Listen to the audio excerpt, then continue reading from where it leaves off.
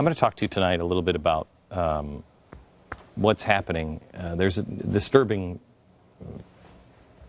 trend with the president, and it's crossed a line. And I don't think that we're going to have time to be able to get this out to the American people before the election, because the press is of no help. And I'm going to try my best to explain this all to you, but things are coming out now fast and furious. And, gosh, I shouldn't have used that one. They're coming out quickly. And you need to try to listen and get your friends to listen next door, because this isn't about politics. This truly is about the future of the country, because we are in grave, grave danger. We've had presidents in the office before. We've had good presidents, we've had bad presidents. And someday we'll have female presidents and male presidents and black presidents and Asian presidents. But they're all people. And sometimes people are good, sometimes people are bad. But it is for us, the American people, to decide which the good ones are and which the bad ones are, and then correct the errors of our ways ourselves. Since I have been alive, and that I remember on presidents, we've had two major scandals. We've had three. We've had Nixon with Watergate, where he sat at this desk and says, it's important to know if your president is a crook. You have to be able to trust the American president. And we couldn't in the end. And he looked in the camera and he lied. The other one was the Iran-Contra scandal with Reagan. But I happen to believe the president didn't know on that one. Maybe he did. I don't think he did. And then there was the Lewinsky scandal, where he looked again in the eye. I did not have sex with that woman. Now, the first one and the last one, you can say, well, that was just about politics. That was just about sex. The middle one was about hostages.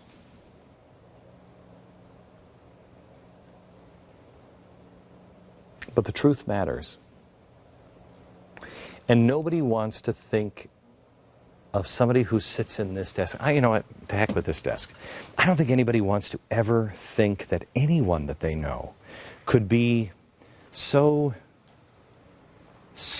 a sociopath that they don't care, that they can actually look you in the eye. How many times have you ever had anybody lie to you? And they look at you in the eye and they lie to you, and then you find out they're lying and you're like, that guy looked me in the eye. How does he even do that? Nobody wants to think about that as a friend.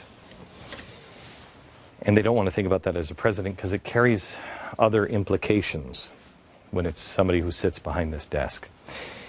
In the first case and the last case, at least, it was undeniably true that the president broke our trust. He lied, and he looked us in the eye. But in both of those, as the old catchphrase goes, when Clinton lied, no one died. We have a president now who is engaging in that kind of stuff, and you can make the excuse for it. Well, it's politics and this kind of stuff happens. No, not like this. But you could also say that nobody's dying on this one. Our president, I think, likes to call people liars, but he is apparently disturbed when others do so. I want to show you the president in the debate. Watch.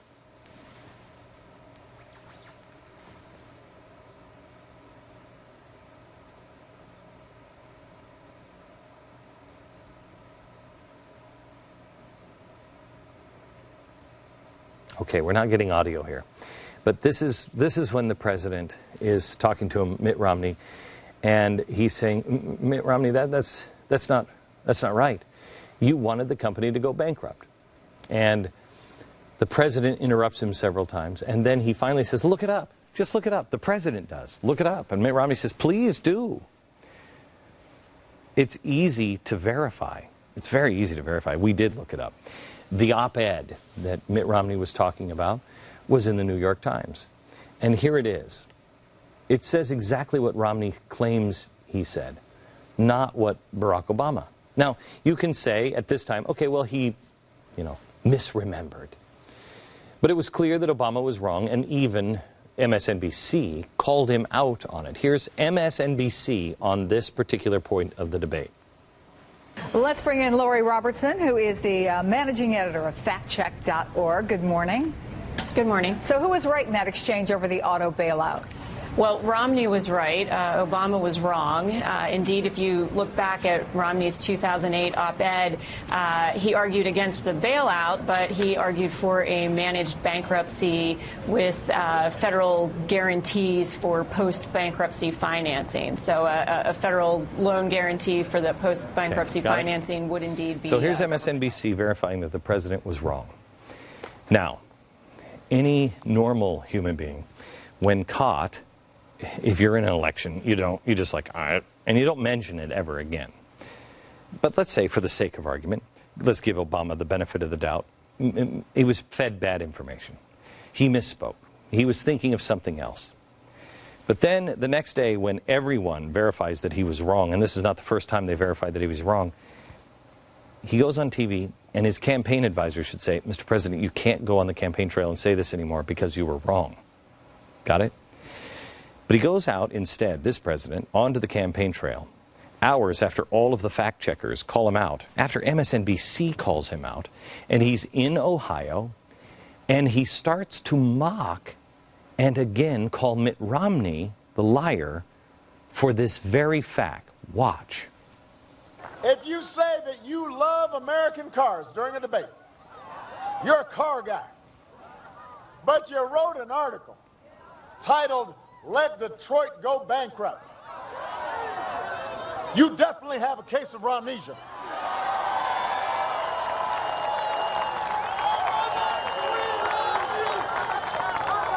Last night Governor Romney looked you right in the eye, looked me in the eye, tried to pretend that he never said, "Let Detroit go bankrupt." Okay, stop. Listen to this.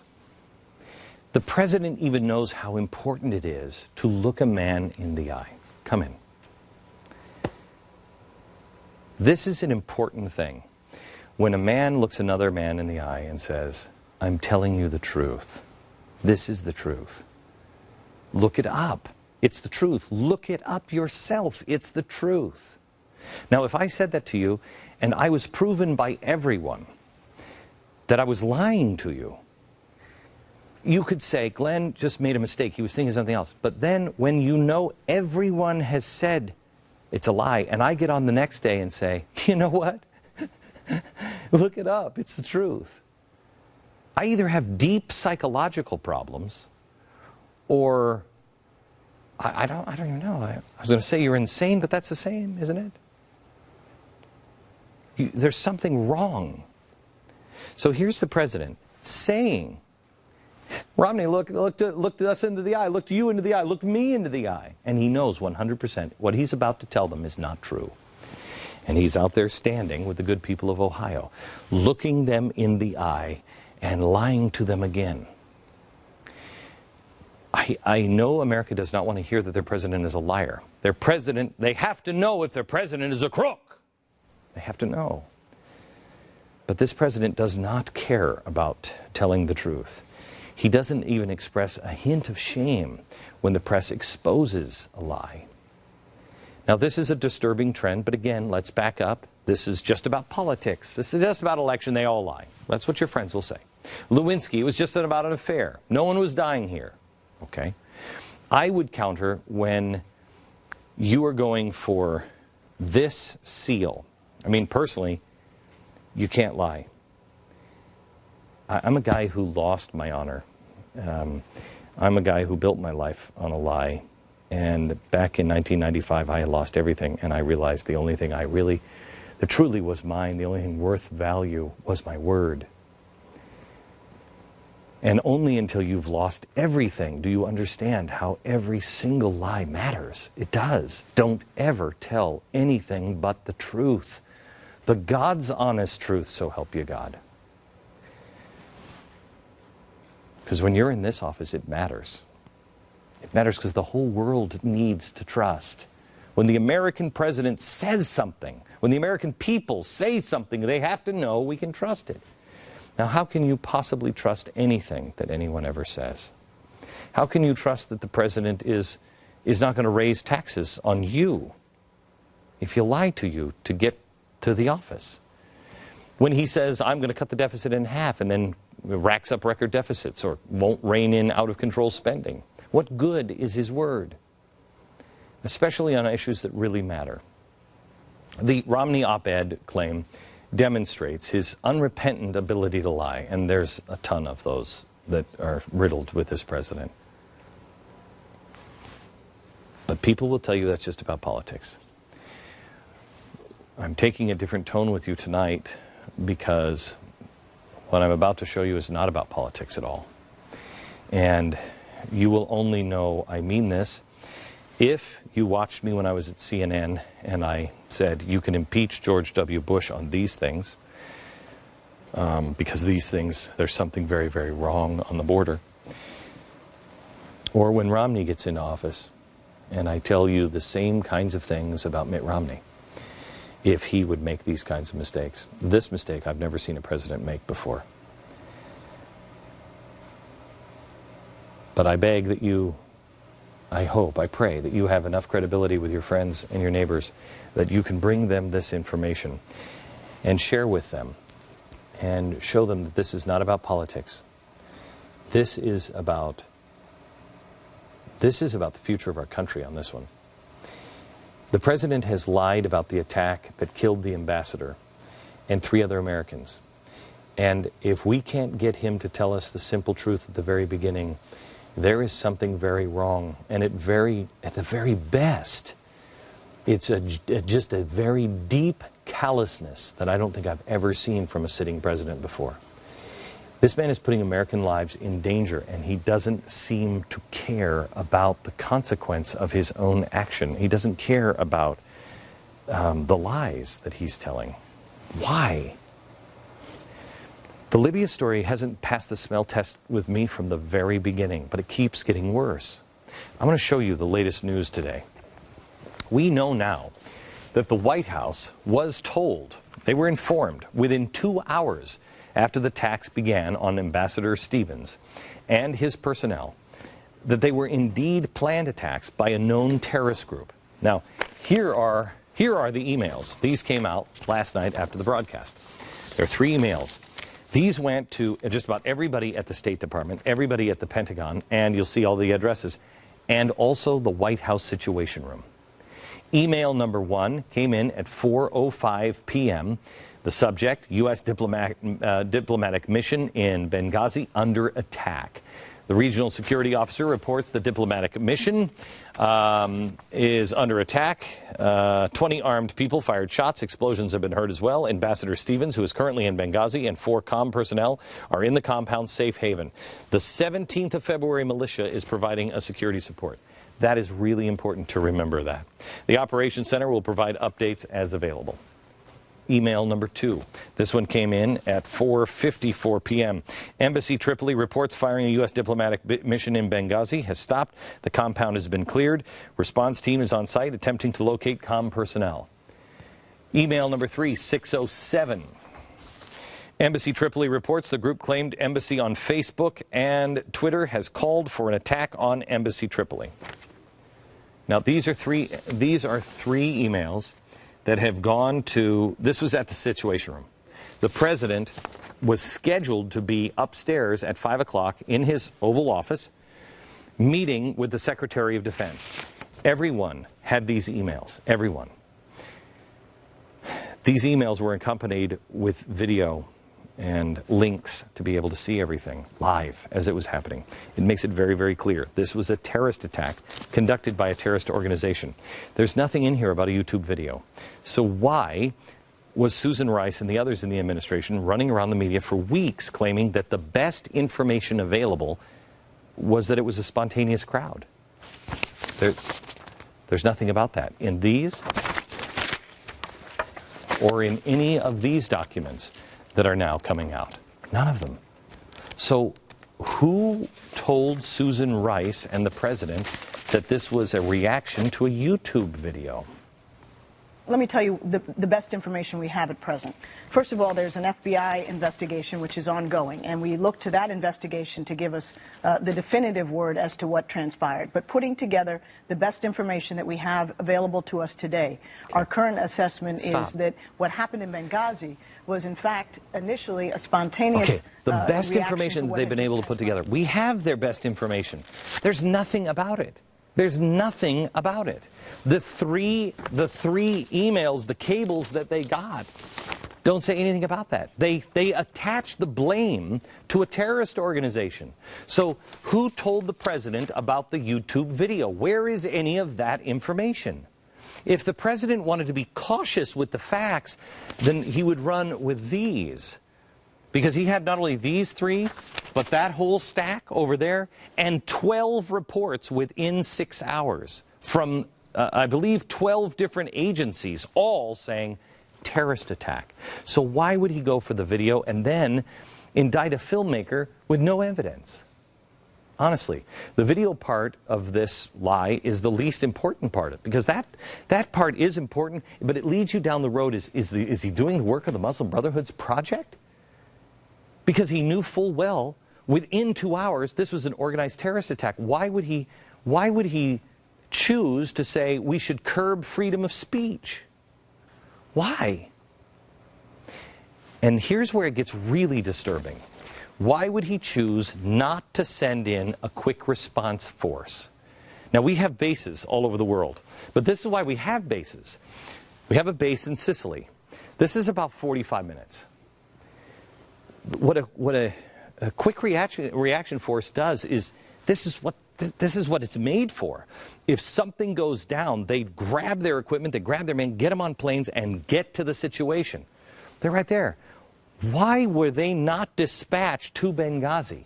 Why were people in the Situation Room standing around watching our people get killed? Help could have been there within the hour. The attacks were monitored in real time by the State Department, by the Pentagon, by the CIA, and in the Situation Room. How could they have all of this information and not do anything? Why was there a drone flying over Benghazi? Drones just don't happen to be floating around random cities all over the world. Who ordered the drone? Where did it come from? When was it ordered? Why was it ordered? On the anniversary of 9/11, when security concerns were so high, why was the ambassador anywhere near the most dangerous city possibly in the Middle East? You know, it's frustrating because I blew my stack today because there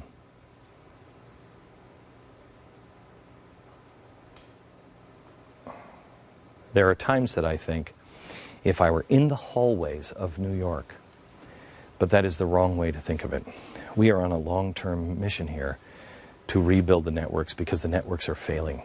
They are failing, and they're just not telling you the truth, and I don't know why. But we have 2 weeks now. We were the first to bother to look into this. It bothered me. We reported on September 17th that Stevens was there on a weapons mission. Now, this was my gut at the time, but there were some things that I knew. That was a CIA safe house. The guys who died were CIA agents. They were looking for weapons. This is something to do with gun running. That was my gut on September 17th, and I said, listen, I want you to know this is my gut, but this is what's happening. Now the administration's efforts to support the Libyan and Syrian rebels is beginning to be reported by the media, but nobody's tying it all together. Obama chose to help the radicals and the Islamists. They needed to find somebody to broker the weapons deals with these rebel armies, these really bad guys. And I believe Ambassador Stevens was that person. The ambassador was a CIA agent. If you look at the timeline of Stevens' evening on 9/11, remember, this is not a consulate building. This is not an embassy building. This is a safe house, and the only safe houses we have are CIA safe houses. So on the most dangerous day of the year, in one of the most dangerous cities in the world, the ambassador is there with no protection at a CIA safe house. Benghazi time. Look at the timeline. at Benghazi time, at what is it, 6:54 Benghazi time. One of the agents, Sean Smith, was on an internet gaming message board. He posted online, "We're in real trouble, assuming we don't die tonight. We'll talk later. I just saw one of our police," quotation marks, "that guard the compound taking pictures." Well, there's a couple of things here. Why was he posting this, a CIA agent, on a gaming website? The gaming website's not a CIA front. But I believe this is a place where he said, listen, if I'm in trouble, I will let you know on this site. He did. We're in trouble. He gives them information. There's somebody taking pictures, and it's the guards. Remember the guards. Remember that part. He says the police with air quotes. Why? That indicates sarcasm. The police. Well, as you're about to see, there's a very good reason for that sarcasm. I'll explain in a minute. At 7:30 p.m., a mere 34 minutes after Smith posts that and says, hey, there's trouble. I just saw something's going on. People are watching the exits. Ambassador Stevens, he takes in another meeting, this time with the Turkish Consul General. Now, what do you suppose Turkey would be meeting with the American ambassador in Benghazi about at that time? What's bizarre is he comes in while they're under threat. They know inside the compound they're under threat. And here comes the Turkish ambassador. Why would the ambassador put the guy from Turkey in jeopardy? Remember Turkey. 8:30 p.m. Stevens walks the Turkish visitor to the main gate and returns back to the residence. The Turkish Consul General leaves without incident. No riots, no protests, nothing happens to that guy. That's strange, isn't it? They're watching the place. Here comes the guy from Turkey, comes in and out. What did they talk about? Can somebody tell us what that meeting was about? 9:40 p.m., the assault begins, and the sound of gunfire erupts. And an American diplomat security agent looking at closed-circuit TV screens in the operations center saw armed men swarming through the compound. He hit the alarm and started shouting, "Attack, attack," over the loudspeaker. The ensuing fight lasted over 7 hours until the break of dawn. Okay. The president was watching this in the Situation Room. And if he wasn't, why weren't you, Mr. President? You were there. You were at the White House. Why weren't you downstairs watching this live feed? Why was the Turkish general, why was the general counsel allowed to leave the compound by these rebels? It was about to be assaulted. Presumably, the attackers were getting into position. Did they wait for the Turkish general counsel to leave? Is he part of it? Is Turkey part of it? Who in their right mind would have a friendly meeting with a U.S. ambassador under heightened security risk in Benghazi? Which brings me to this. If you turn to page 38, these are all the documents we have uncovered. Documents here. This one is unclassified. This is a brief from the State Department dated September 4th. In this document, they point out that Benghazi has been placed on maximum security. It talks about, public comments from senior Interior Ministry officials August 29th regarding blah, blah, blah, blah, blah. You don't need all this stuff. You know what this means? The city of Benghazi put a maximum alert out. They told all of their police, you got to stay on extra duty, you've got to watch everything. That's what this means. In response to our long-standing request. Okay? That happened September 4th. Why would our ambassador on September 11th have somebody important come to visit him? Why would we not have an aircraft carrier presence in the Mediterranean? We have plenty of time. We have plenty of warning. You'll see they were over here getting ready for exercises, CV-69 and 65. Those are aircraft carriers. And they're getting ready for these exercises a week later on Iran. But there's nobody in the Mediterranean. And there's all this information, document after document. Something's coming. Here's the problem with all of this. All of this stuff is just loose pieces. And when you read, and the New York Times is amazing to me, because the New York Times is actually, they are reporting some of these things. They are. But if you're are you a puzzle person? Oh, I hate these things. My wife loves them. You got all these puzzle pieces. And the press does this all the time. They do this. They don't put the puzzle pieces together. And I think it's because when you do, you begin to see something very disturbing. You have to look at each piece, and you have to put it all together, and you're like, oh, look, it's blue. And they'll spend 5 minutes on TV saying, look at this, it's blue, it's blue. It's very important that this is blue. And in other news, it's green, and it's very important that it's green. They never put any of this stuff together. They never say, I wonder what picture it's starting to make.